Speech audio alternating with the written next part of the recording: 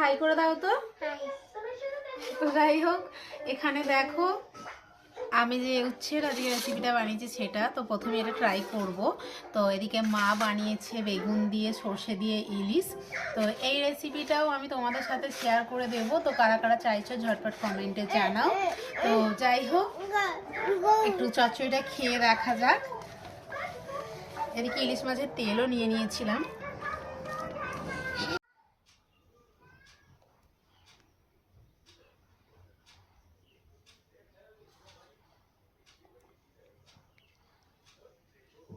মানে সত্যি দারুণ হয়েছে। উচ্ছে চচ্চড়ি যে এত ভালো খেতে হয় সেটা তোমরা অবশ্যই বাড়িতে ট্রাই করো, আর কেমন হয়েছে আমাকে কিন্তু কমেন্টে জানিও।